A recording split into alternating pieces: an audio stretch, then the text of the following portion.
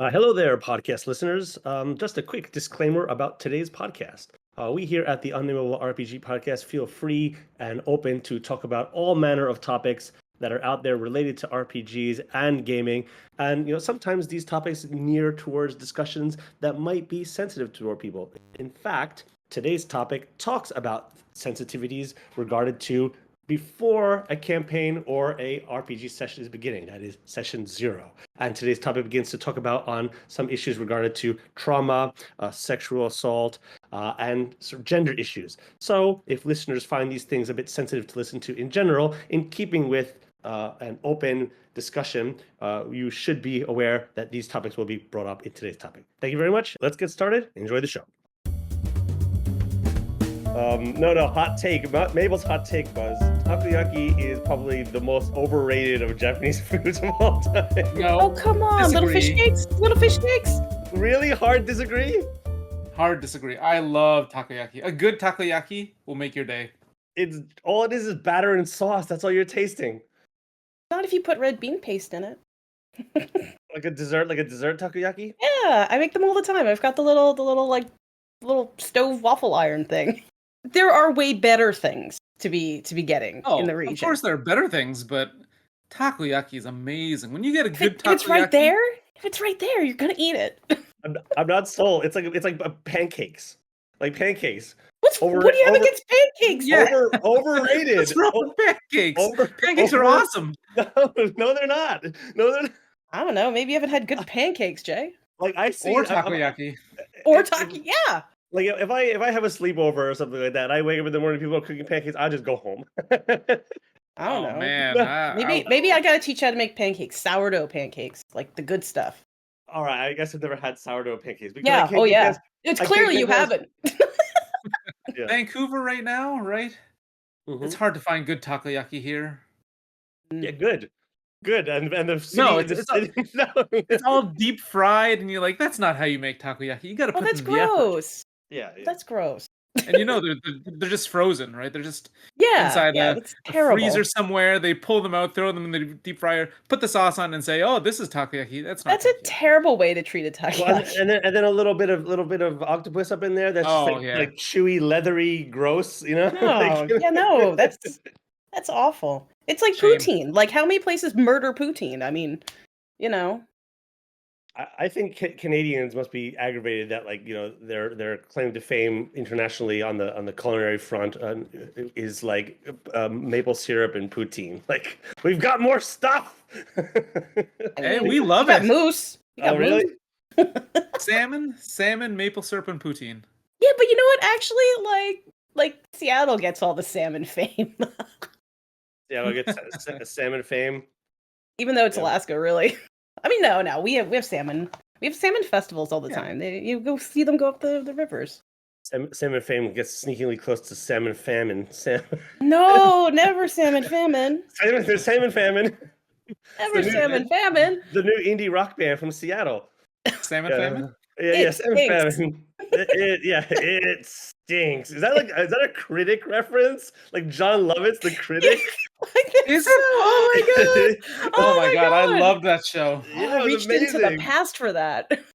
Anyway, welcome to episode 6 of the Unnameable RPG Podcast. My name is Jay Underwood. And I'm Chris. And I'm Sandra Rosner. Today we have a sort of special episode in which we're talking about sort of one extended topic in 3 distinct parts, which is about session 0. So let me set the stage for us here in a sense. Let me set the stagecoach for us, as it will. Let's say you've got an idea in your head. It's a bunch of gamers. You're going to sit down. Going to do a Wild West campaign, gunslinging, cowboys, go, panning for gold. All the tropes that come along all with that. And then you sit down. The DM's got an idea in his head. This is going to be a kind of a gritty, kind of moral adventure. And then one of the characters presents their character as like the Pink Panther with his trusty steed, Hoof-Hearted.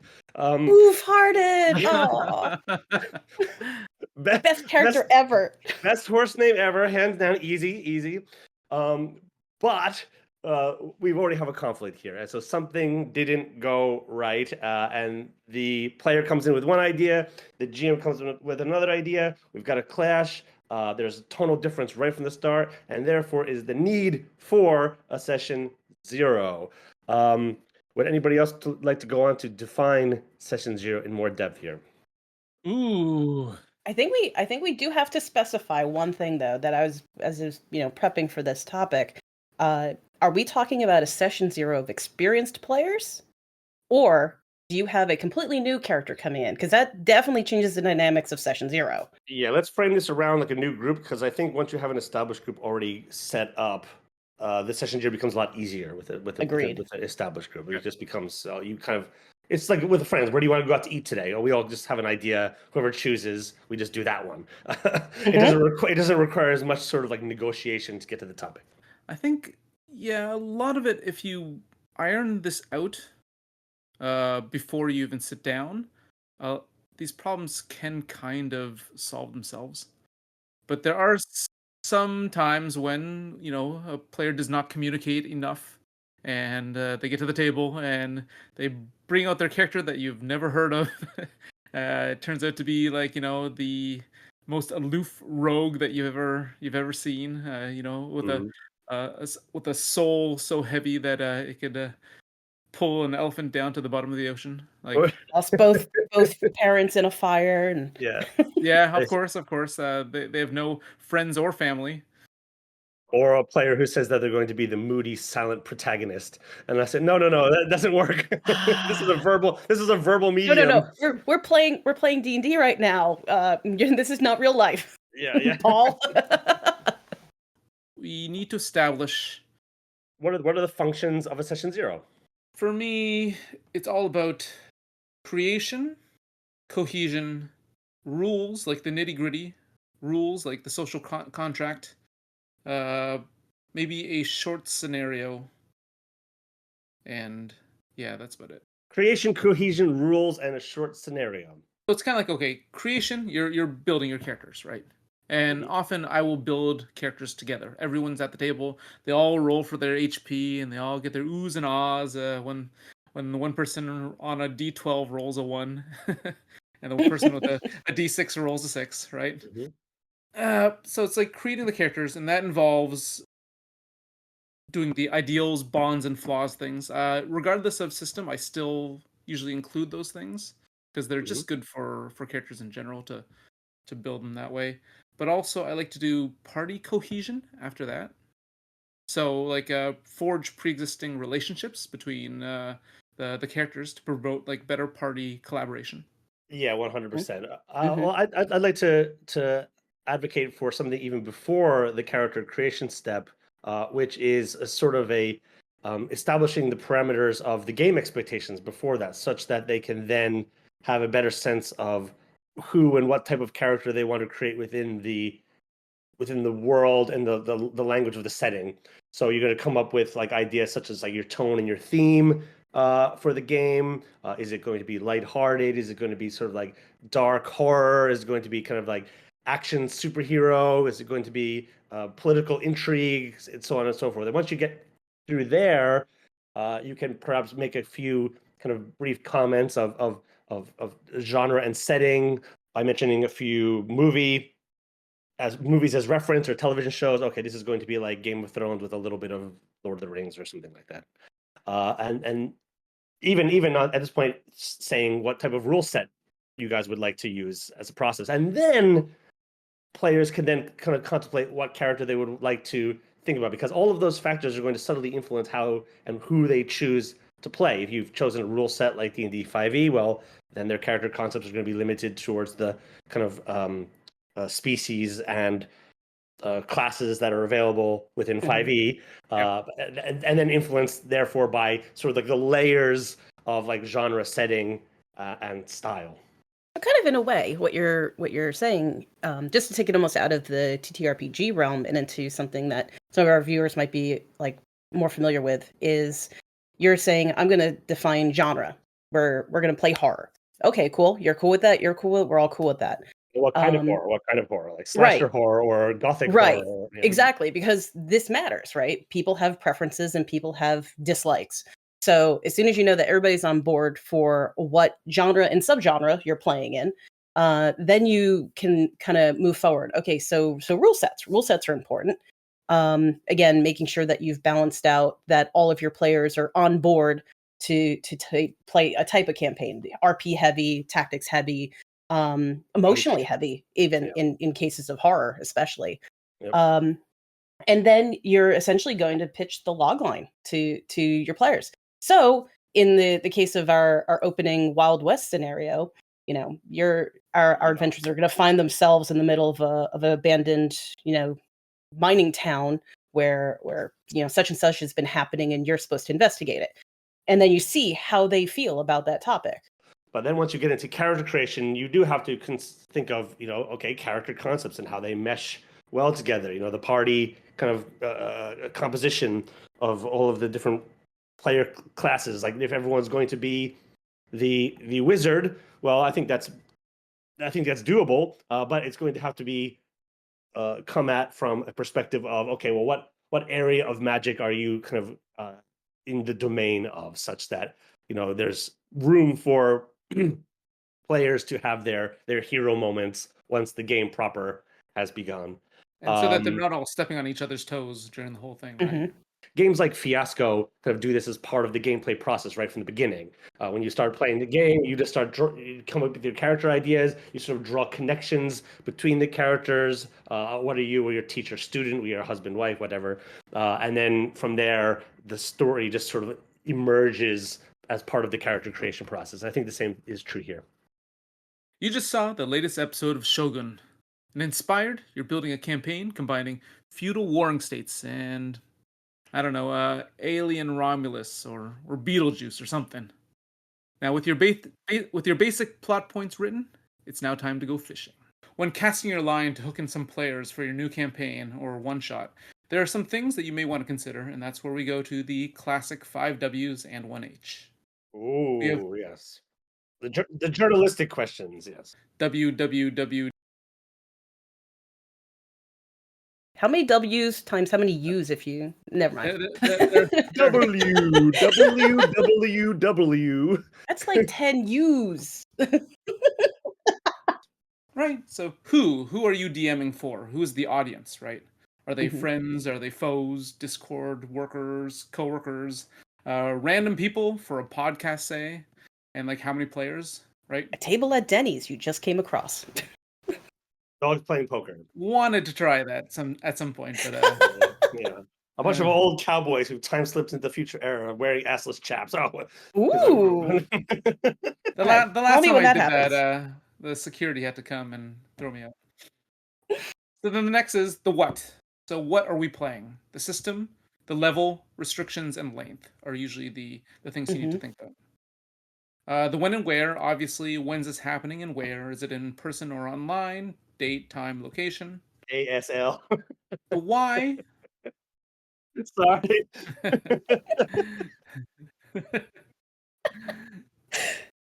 The why, which is the why adventure. So this is what I say is the premise or pitch. Mm. And with this, you do the consideration of tone, setting, and maybe even a name for your campaign. Mhm. Whenever I do projects in my classes that are about game design, and they always have to name their project, which sort of actualizes it into the world. So yeah, really interesting Oh. stuff. You humanize it, Yes. you don't want that language on your hard drive, right? And also the optional last one is the how. Like the how about this is what I call like the player feedback and integration of whatever assets they offer, right? Mm-hmm. So these are the who, what, when, where, and why. And I find that if you throw these out there, you will get the players that you want to come to the table. This is something that you need to do before session 0, right? Before anyone just comes to the table and says, "Oh, here's my character." You might want to give them this sort of information. Now, I like the experience of, like, I've come into campaigns where it was expected that the first day that you meet, either virtually or in person, that you have something of a character sheet built, and then it could still be modified over like the first hour, and then you almost jump into session 1 right away, depending on how likely your group is to be able to find times to meet. So sometimes there's a condensed schedule because it's hard to get everybody around the table. But some of my favorite campaign moments are really when the character creation starts happening in synergy during that full session 0. Um, I'd like to hear from Chris and Jay on this. How often do you know, have people come with fully formed player sheets, and whether that works or doesn't work for you, or do you find that that synergistic way of developing everybody's character tends to create a better team right off the bat? Well, in my case, whenever they have a character like pre-built before they arrive at the table, um, I've usually seen it beforehand. So I've usually Mm, gone over it with a fine tooth comb and checked everything, make sure that there's like nothing in there that would become a problem. Because there are interesting. sometimes I have limitations with spells and maybe even some concepts. Like, you know, if they start their backstory with "I slayed a dragon when I was 3 years old," I'm like, no, you didn't. Like, come on. Reality check. It may have been a salamander. Like it looked like a dragon to you, but it probably wasn't a dragon, right? Well, that probably addresses a concern that could have been dealt with like genre and tonal elements before, like power, the degree of power to which the players are going Hmm. to be within the world, like how strong Yep. slash sort of like closer to like us as living human beings in the real world are they going to be? Now, that's an interesting concept too, because a lot of groups and one-offs and whatnot that I've played in, there's no real consideration of playing underpowered characters, like intentionally having far more mortal, more realistic, like us characters in your campaigns. Sometimes that's even a hard pitch. I've heard from other DMs. Like the players around their table want to know that eventually they will become almost godlike by the end of the campaign, and trying to get somebody to commit to a long-term office worker level of power is a tough sell. Um, so I know Jay has pulled it off because I was part of one of those campaigns. Chris, have As you was I. tried to pitch that?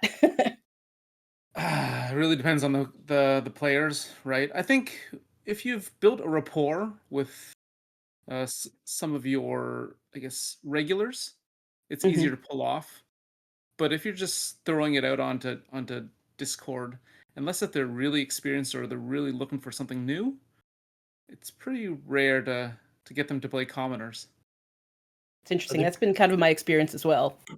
Yeah, a degree of experience will allow for a greater degree of role play opportunities because those situations which you're not hanging the RP on sort of like a lot of magical abilities slash superhero traits, then you have to heavily rely on player's ability to interact across the table and in character, which is a Yep. much bigger of an ask. They can't kind of lean into a kind of mechanic or something like Right.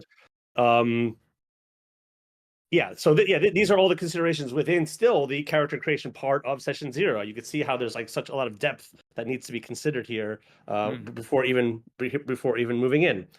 Like I like the idea of, and some games have this built into their character creation process, is having not a completed character sheet before you go into session 1, because a lot of times Mhm. character players rather will have character concepts in mind that once they get that character to the table, as it were, like, or they're interacting with it in game, the character concept begins to kind of shift or change, or they find them becoming a little bit more of the chatty character, a little bit more of the comical character. They, you know, the concept when it starts to interact with the world begins to adapt. And if a player has already kind of like say allotted all their slots into one skill or the other that they then find to be not the direction their character wanted to go, I always encourage players to sort of like, well, you know, put in the ones that you are really sure that are not going to change, but then some of the other ones, you know, save 15, 20 points off to the side that, you know, as you get to a moment in the game where you feel like, yeah, I think my character would be good at that, well, then you just sort of like input them there in the moment, and then that feels like a real sort of like natural character creation process that almost relieves some of the stress on players of having to create a character before the first session. You know, like where am I going to put all these stats? Because there's this sort of like push and pull between, you know, in the player's mind. I think when they're creating a character that's sort of like, okay, well, I want to create a character that I like, but then I want to choose the skills that I think are going to be useful within the game setting. Like you don't want to choose like the charisma character that's in a session that's going to be like walking through the desert for 7 sessions where you don't get to talk to anybody. I was like, well, I mean, that could be an interesting session. How do you deal with that creatively? But this is where you get into sort of like mechanics versus the setting, which is more of a GM related consideration, I think. I'd go one step further. When after they finish like their first or second sessions, I would totally allow them to remake their character from scratch if they wanted to. If they want to fix anything, any part of their character, as Interesting. long as it doesn't break the canon of the story, right? I'm fine with them making their druid into a wizard. Mm. Because especially for longer campaigns, you want to be playing a character that you enjoy, right? And if some mechanics aren't working, or you end up realizing, oh, if I had taken this, it's close to the concept that I wanted. Yeah, please go ahead, change it. I'm totally down for any sort of switching of classes, abilities, items. Interesting. I'm trying to like parcel out your comment there in my head because I think what I've done in my game is sort of smush down the distinction between, say, like the wizard and the druid, or even the Mhm. fighter for that matter, and that difference is less there. I don't know what I'm trying to say here. No, having played in both kind of like philosophies or systems here, uh, I don't think I've ever made a character from pre-session 0 that even looked remotely like I expected by session 2. Like something Mm. always shifts dramatically once the group element is there and we've interacted with some part of the world. So, like Chris's idea of like letting you basically remake that character sheet around session 2 would have been such a godsend in some other scenarios because I felt like I was constantly wrestling my sheet to match what I knew the character had become. Yeah. So that would have been a huge thing. And in Jay's format, we're not defining ourselves by a strict class or anything from the start. We have a Mm. vague this character has this thing driving them, and then you figure it out from there. Like I made a rogue. I thought it was gonna be a swashbuckler before we switched over systems, and it turned out to be a priestess. Like how does that happen in the first session? It makes no damn sense, but she was an amazing character to play. Like, and thank goodness I had that flexibility. So it's interesting to hear how even with two systems that could from the outside look pretty different, you've produced mechanisms to allow your players that freedom to grow once they start figuring out where their footing is. Sometimes I get even lazy about that too, right? Where I'll have like, okay, they'll do this weapon damage, right? But I won't specify what weapon, right? So it'll be like the fighter's doing a D10 regardless of what weapon they use, pretty much. They could be using nunchucks, they could be using a spear or a great axe. They're still doing this amount of damage because I just leave it, especially for new players, I'll just leave it open so that they can choose whatever weapon they have envisioned in their mind. Because, the fighter's going to do damage regardless, so. Yeah, and listeners should be encouraged to go back to, I believe it was episode 2 or 3 where we talked about skinning and how to just look at the mechanics and you could add whatever accoutrement after the fact so long as the core game mechanic doesn't break. Yeah. But I feel like we've sort of summed up so far character creation and establishing expectations of part of the session 0. But before we move on to talking about session 0 further length, let's take a break for our sponsors.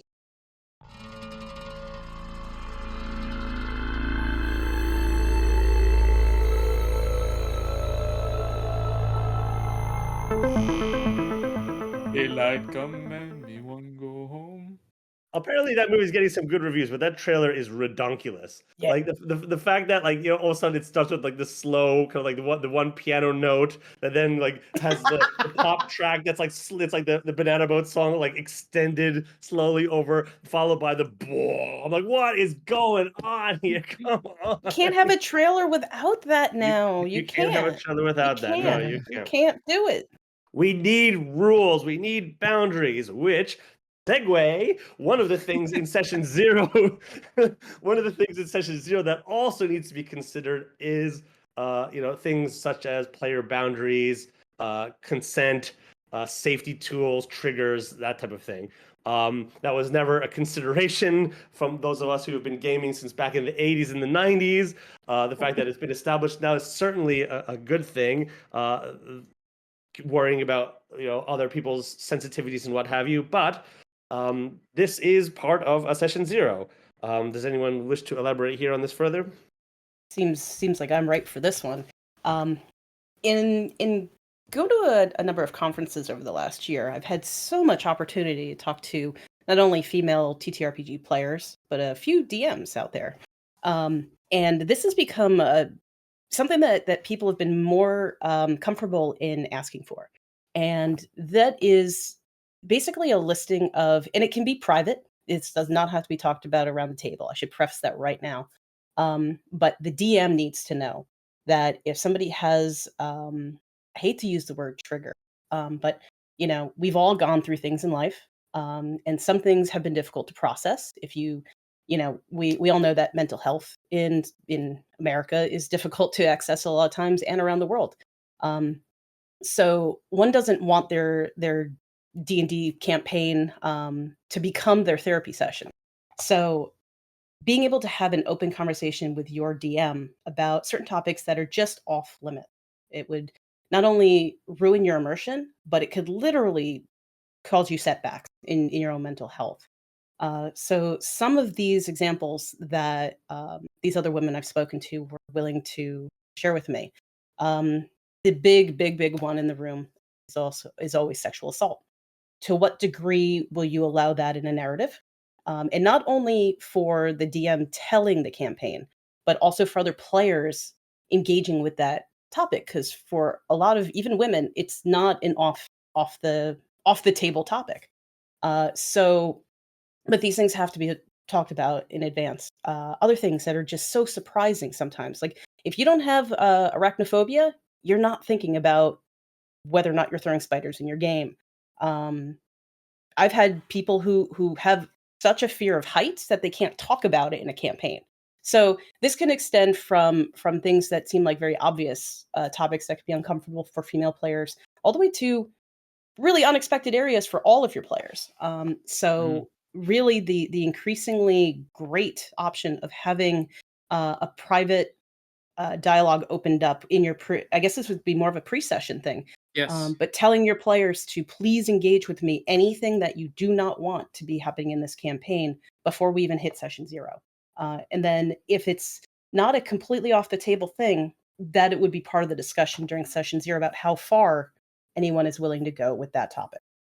I have been in a couple of sessions run by other people that have made some other players and myself a little bit uncomfortable. I'm not going to name names or go into exactly what, but it has happened. And I have had talks with other people about it after. This communication about specific topics like this was all before that was, a thing, really. This is Right. a more recent development, and in the right direction, of course. But certainly there has been communication about this. Public discourse surrounding sex and sexuality was brought to the public discourse following the hashtag #MeToo stuff, I think, which sort of cleared the way for it. Sexuality, sex, and even romance to some degree can get sort of uncomfortable across the table sometime, and like a non-starter for someone's idea of entertainment. Again, this can be easily alleviated / circumvented based on group dynamics, how friendly you are, and how long you've been role playing together. That becomes quite easy. It kind of opens the doors to a lot of these things. If people wanted to come in and play, I mean, there are games that are based solely around romance, which are really interesting. But having to sort of ask players to engage in private dialogue with the GM is sometimes maybe a little bit too difficult for people. They don't even want to bring it up. They don't think it's meant to be a thing. As the GM can sort of set some ground rules. These will not be things that are allowed in the game on the table, sort of like a set of rules if you're playing in a con game or whatnot. Or games like Alice is Missing have established something like the X card, and so players, without having to come up to the GM privately or personally for whatever reason, and in game, if they start feeling themselves kind of get a little bit uncomfortable, or it's moving into one of their sort of their fears beyond sort of like sexual content, can simply pick up the X card, in which case collectively as a table you sort of steer the narrative in a way away from where it was potentially going. So now you raised two really interesting tools that I feel like are, again, quite new. One is to lead the way as the DM and saying, I feel that these topics will probably be off limits. And you're basically allowing others to chime in by being the first person to raise the issue. And Mm. I love when a DM will do that because, if you're the only, girl at the table and you're like, well, am I going to come across as too sensitive? Are they not going to want to play with me? There's a lot of like confidence issues about exerting certain needs for a lot of women. So when the DM comes right out and says, hey, I think we're going to choose not to talk about these things, that empowers. If there's like some other side thing that didn't get covered, that's going to empower a lot of women to actually feel comfortable to bring up those other things that could be really uncomfortable to them. And the other thing Jay mentioned was what we've adopted from Alice Has Gone Missing, and that's the X card. It's just a term that we've used in campaigns with Jay, that if something just unexpectedly hits you, because you never know, like sometimes something that you thought was completely put to bed in your mind, it comes back. Maybe you're having a tough time, maybe like history's repeating itself, things like that. And you're just playing and it hits you out of nowhere. And just knowing that the table supports you and just saying, you know what, tonight, this thing, I'm out for this, is a massively important tool. And again, knowing that having everybody around the table know that that's an option that everyone's going to support makes things so much more comfortable to explore. Like, I feel like you get to explore more in a campaign than you normally would, knowing you can opt out of a tense moment at any time.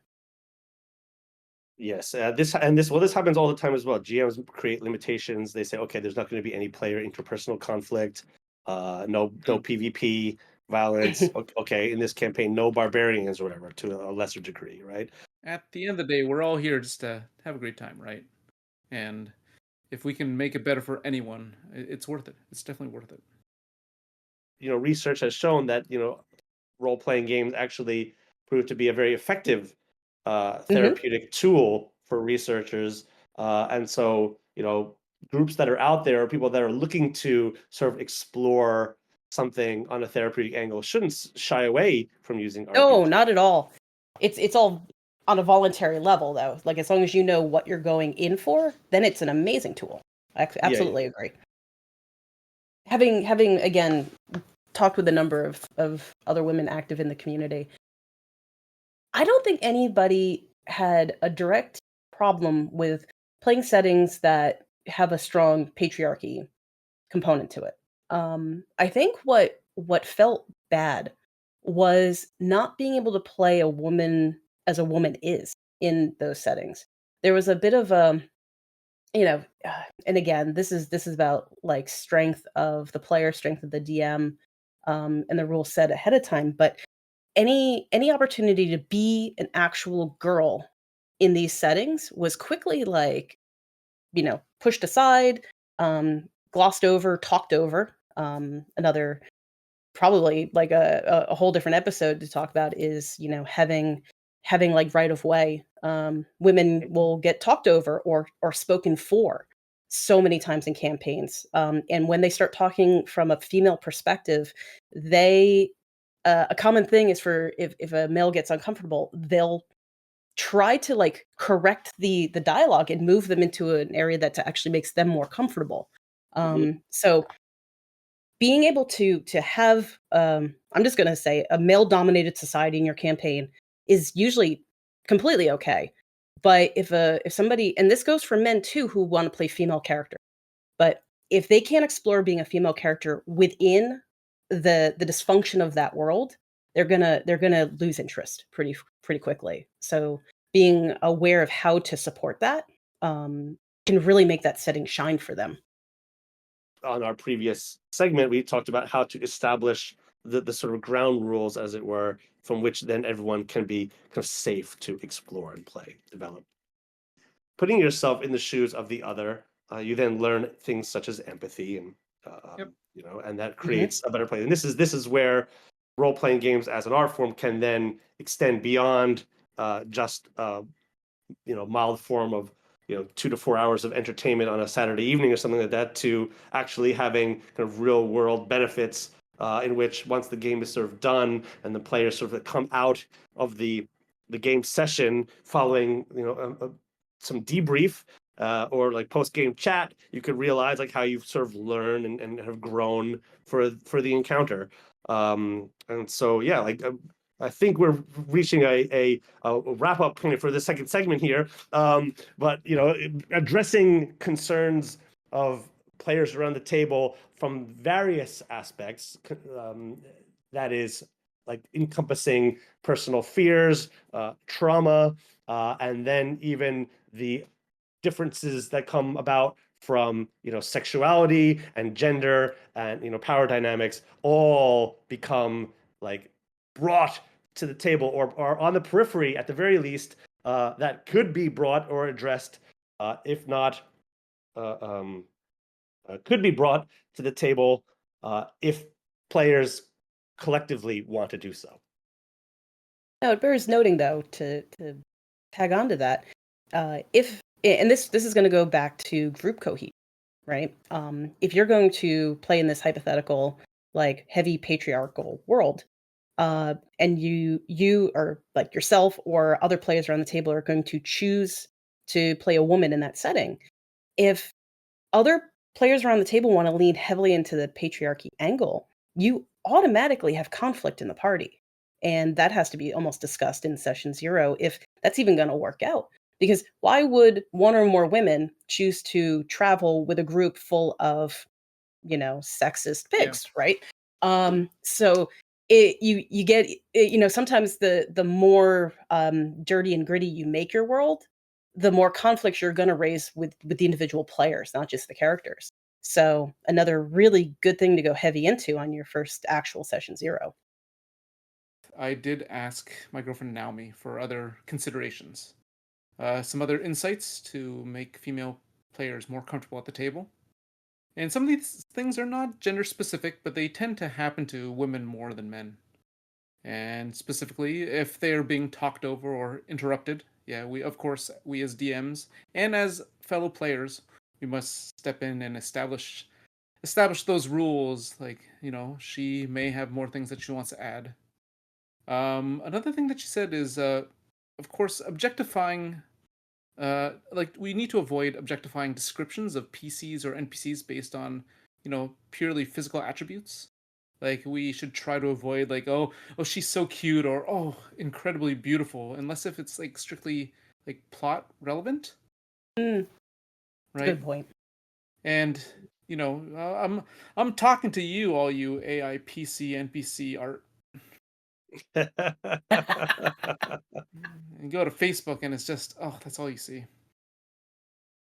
Another another common one is always being told to smile, no matter Oh, where you are oh in public. God, yeah, yeah. Yeah, no, I'm having the worst day of my life. Sorry, I'm not smiling for your benefit. Sorry.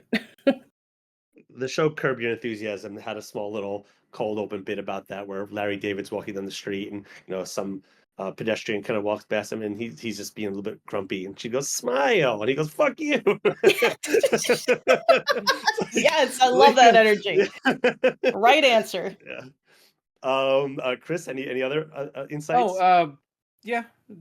Don't forget that women come in all forms, and they're more than just waitresses and housewives. So we should always, expand their roles beyond, what the sausage, right? So like, let's switch it up, right? Yeah. And the other thing is, yeah, can we just like stop just fridging women?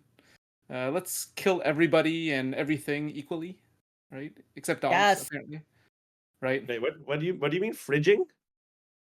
Fridging. What's that?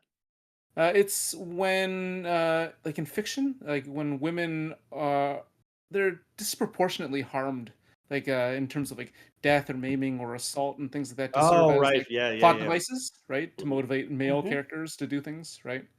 And Yep. that's frigid, right? Yep. I Yep. see. I guess that said, in the horror movies, it's always the last girl that survives, but that's also part of the trope, right? It's because Yeah. That's also it's that threat of fridging through the entire movie that is sort of like propelling it forward or what, right? Yeah. Right. No, I'd love to just throw a resource in here. Incredible book that's available. Get it from the library if you can't afford it off of Amazon. What's a Most of the time. library? Oh, oh. No, I'm I mean, just kidding. they're still out there. There's still- Uh, they're fun places. But yes, the book Invisible Women by Caroline Criado Perez. If you, I mean, even as a woman reading this book, it's eye opening about how the world is not. It's not always a malicious thing too. Like we like to say, it's like sexist. No, there's so many things out there in the world that are just make our lives difficult that nobody's thinking about. Even women aren't thinking about it. But if you are, especially a man who wants to understand this, what this experience is like a bit more deeper, I can't recommend a better resource. Great. Yeah. is it a recent book? I believe it came out within the last 3 years. Yeah, bestseller, amazing, amazing, and it's one of these books that don't look to place blame. They just want to educate and try to just raise the awareness so that more decisions can be made with female input, so that things are just work better for everyone. Yeah, really uplifting book. Well, it seemed there was a sort of a window, and perhaps this is when this book came out about 2 or 3 years ago, when the discussions were actually starting to be had globally. And now, like in the case of modern American politics, where things are getting so kind of Yes. distracted on a daily level from a different new topic to new topic to new topic to new topic, it's sort of like it's so impossible to like even have a conversation about anything that's sort of worthwhile. I had my qualms when the Barbie movie came out. Everyone was talking about that. When I thought people should have been more talking about the film called Women Talking, which is far more powerful and far more what I think should be kind of influential movie about sort of women's issues. But anyway, So Just keep the conversation going. yes. At every stage, don't be afraid to raise it and be open is the key to it. Everybody's going to benefit.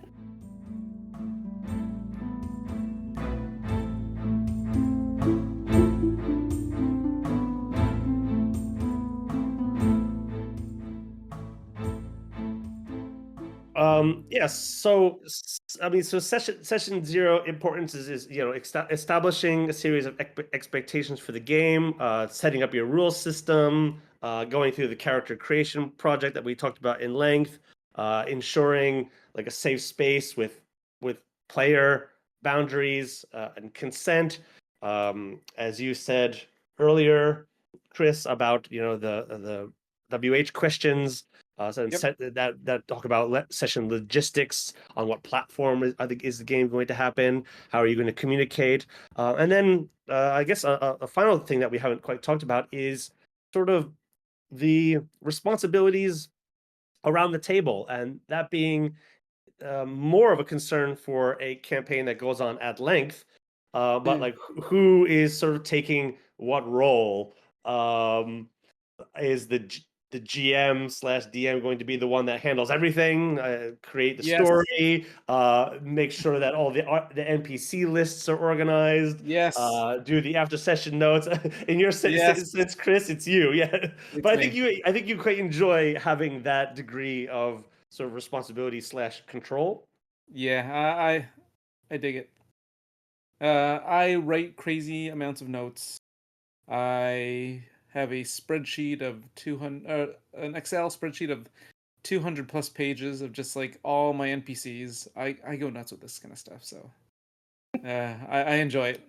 I enjoy world building and world maintenance. So World building. World maintenance is like somebody's got to go in after the fact. Like, once the players have like moved through the village and just clean up all the wrappers and Mhm. the stuff. Yeah. potholes. Yeah, I feel like there was some sort of, you fill up all the plot holes. Yes. Just pave them over. Pave 'em over. I love it. Yeah, I've taken a different approach that sort of developed organically, I think, and we've sort of delegated players' responsibility based on their one ability to do so time wise, and then also their ability skill wise. Yeah, that is important. So, with like, what with sort of things are you talking about? Like, Well, and with connection to the player's sort of like commitment to the game. Some players, despite wanting to show up from week to week, are doing it as a part of their pastime, and they won't kind of engage with the lore or the material on their off time. So they'll show up for the week, and they they'll be very much into the game, but then once they leave, it's out of their mind, and that's it. Mhm. Whereas some other players are really kind of thinking about it over and over again, and how their characters can sort of grow and change and what have you. So with that in mind, and with the two previously mentioned things like skill and commitment and whatnot, you can sort of begin to delegate or ask players, or sometimes often players will just offer their skills to kind of pick up a certain thing. Sandra?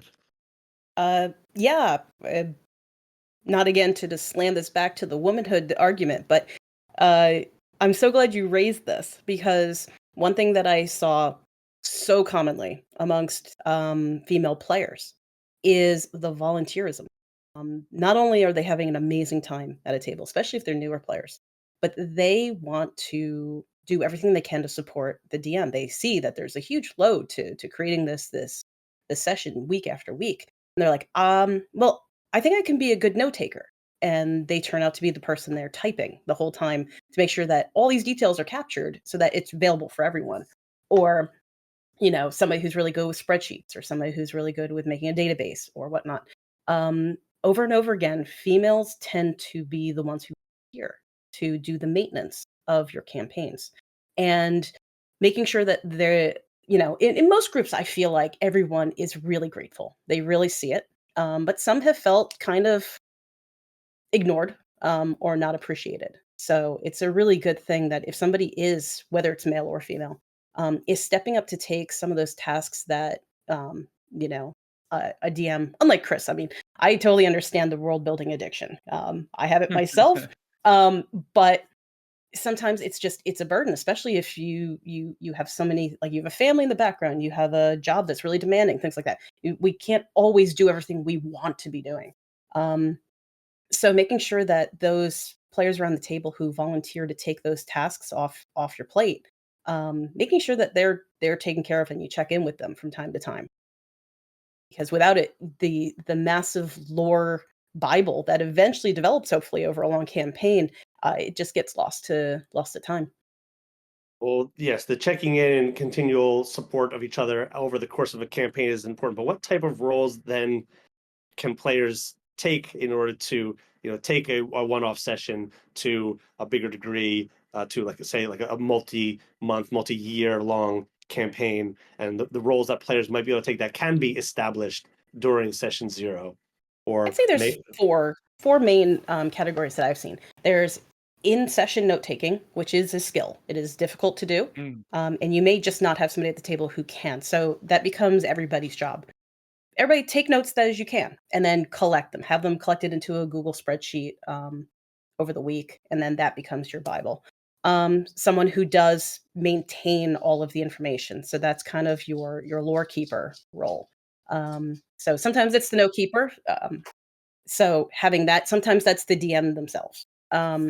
Then you have somebody who keeps a real Well, handy reference. Oh, let me jump in here real quick. So I do think that, yeah, the note taking is sort of important, and it's sort of like the one big unwritten rule about RPGing that all GMs hope and wish that their players do.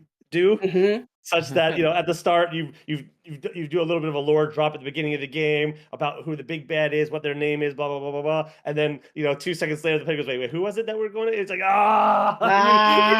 everyone is like, it's like it's such an immersion breaking moment. Yeah. If a player doesn't just like take the little moment to like kind of write like a little an NPC name down on like a scrap piece of paper so they could refer to it later, which therefore keeps the kind of narrative immersive and what have you. So yeah, I mean, so that's sort of on the more like practical side, where it's just like taking a small little memo just to kind of keep the RP going. But then there's the other one of like keeping a record such that for the next time everyone remembers and has a document which they can refer back to.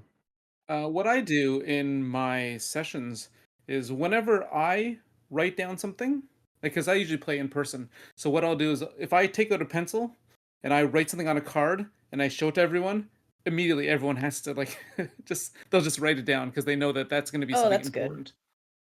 Take notes on this, class.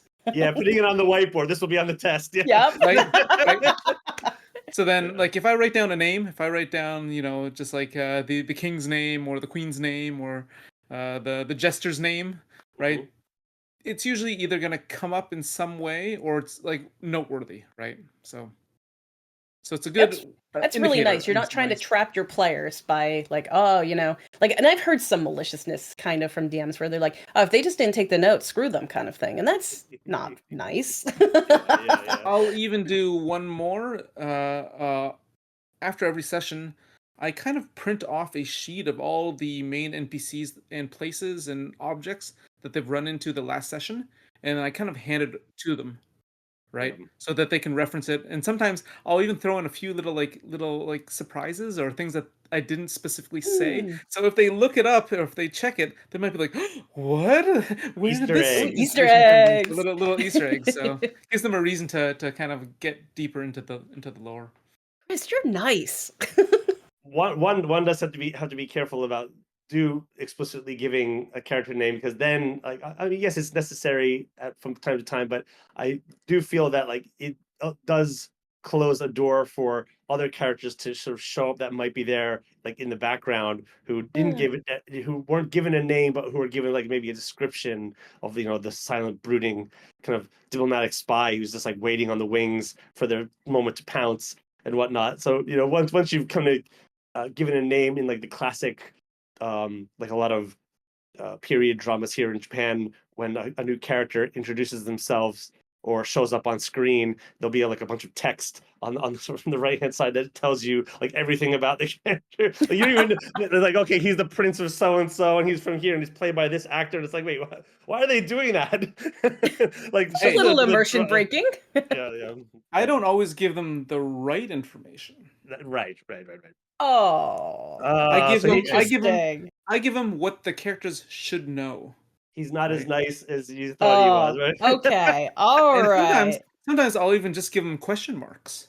Yeah, Right? there you go. So they know that it's important, but they don't know how it's going to be important. So. What are you, the Riddler over here?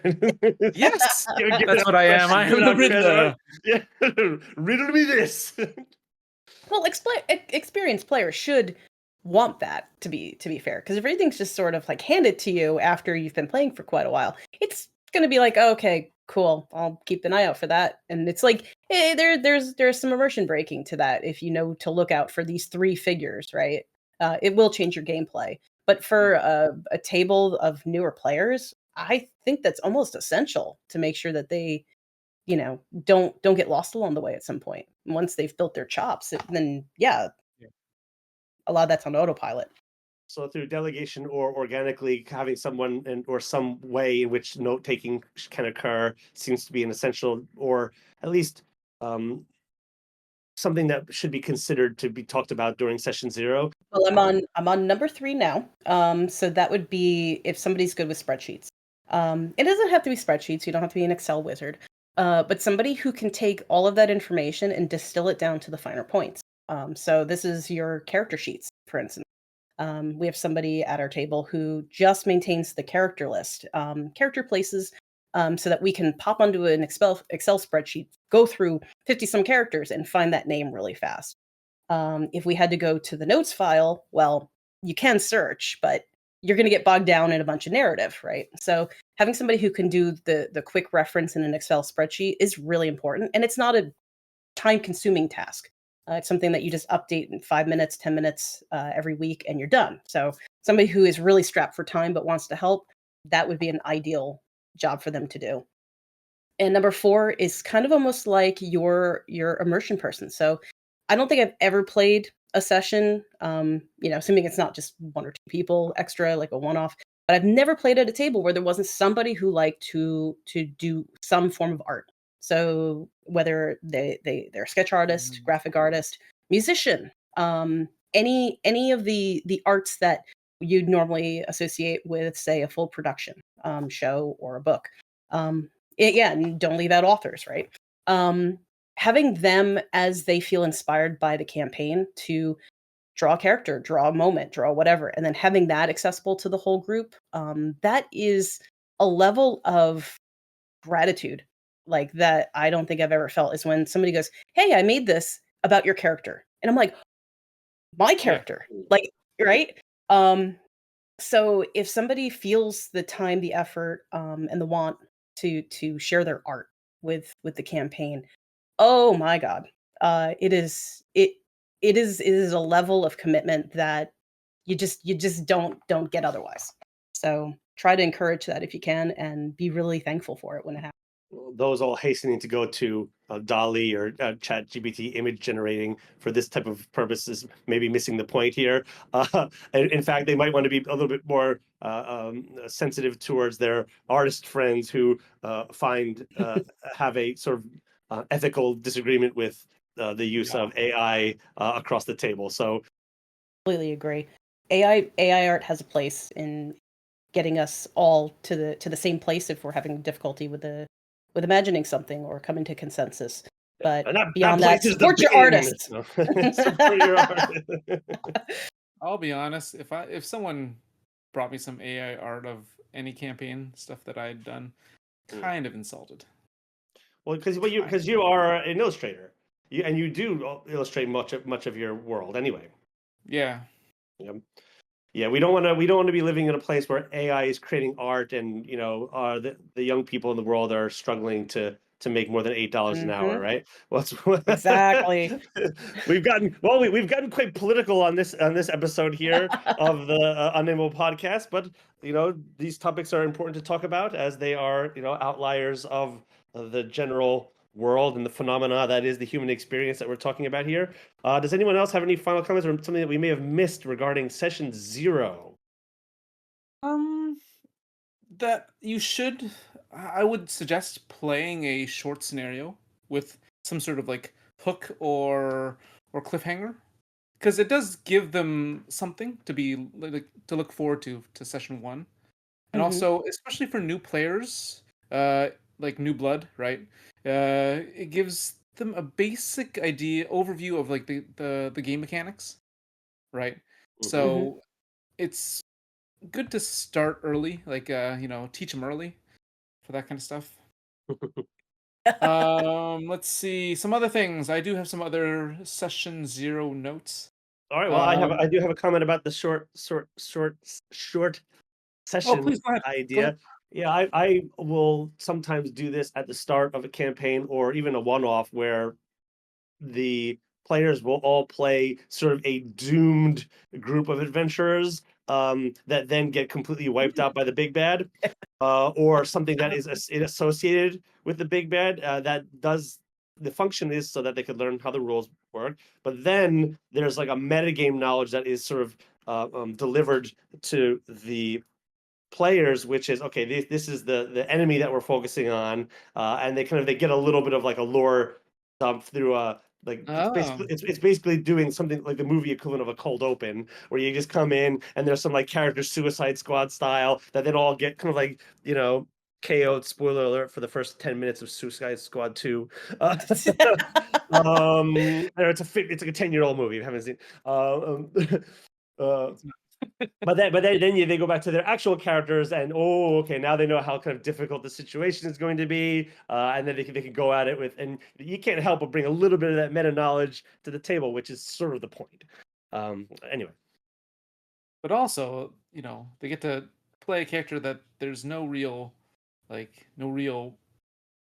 effects from what happened earlier, and it gives them a bit of a chance to do some things that they normally don't know what to do yet. But what am I trying to say? I'm trying to say that There's no consequences for there's what no you're doing. consequence. Thank you. Okay, I'm gonna say it like as if I said it the first time. There are no consequences. No, just joking. There are no consequences to what they've done. So Yes. all right. Yeah, that's a great idea. I've actually done it maybe only once, but now I kind of want to do that a little bit more often. Well, Um, what makes it fun if you do something like that then is when the players start playing their actual characters, then they could kind of come across the trap room in which yeah, everyone then they find the the the bodies of skeletons, the bodies of their old adventurers. It's like, yeah. okay, Look at these idiots. we've made it up to this point now. What happens after this? But now you have secrets that are beyond that next door, which they don't know about, and then it gets really exciting. Yeah. That's good. That's good. That's fun. That's good fun. Other things. Uh, Always have music when you're doing your like when you're doing your session zero. No one wants to spend 30 minutes or 4 hours only listening to the shuffling of papers, scratching of pencils, and tapping on devices. So, especially in person. In person, Oh, you yes. gotta have something playing, right? Doesn't really matter what, but as long as there's something. Uh, Also, when I do things in person, like the party cohesion connections, I always do it hand drawn, right? I always draw the big circles. Here's your character, okay, and then I'll draw the heart to the next one, and okay, you guys were best buddies, or things like that. People love seeing it. It's almost like its own performance. So yes, Draw the sort of please draw. a mind map of how it all Yep, connects to the draw that organization. party relationship tree. Please do it. Yeah. Um, Excellent. Also for players during your free time, after you finish doing all of your ideals and bonds and fears and whatever flaws, don't doom scroll. Just draw your character for me, please. I don't care if it's a really good drawing or if it's you know if it's a stick figure, as long as it shows something about your character, what weapon Hmm. or what they're wearing, anything. Don't just go on your phone, please. And I guess one more thing is like if it is a one shot, right? Uh, you should always bring extra pregens, right? So Yeah, well, certainly in the case of a just in case. situation when you play a doomed party for the first 5 minutes of the Yeah. campaign. Yeah, okay, that's it, everybody. Yes. Thanks for coming. Wow. Missing? Yeah, I'm gonna throw in one last little bit of collective wisdom. It's almost tropey now to hear that most women who get invited for their first session, uh, everybody likes not everybody, some, there's a lot better awareness now, but in the past, um, uh, almost always they would be told, "We need a healer." Like Oh, nobody in the party originally wanted to play a priest or a druid or however you skin healers in your campaigns. Nobody really wanted to take on that role for whatever reason. It just wasn't appealing. That when the woman comes in and goes, "Well, I don't know anything about this at all. Please teach me." They go, "Well, we need a healer. You're going to be the healer." And they're really fun. And then they try to convince, almost every um, female I spoke to had that experience. So think about what's going to get them into the game long term, make them love it for life. And if it turns out to be a healer, a lot of women love being healers. But think about what's going to get them into TTRPG forever, and not just burn them out as a healer that you know your group needed.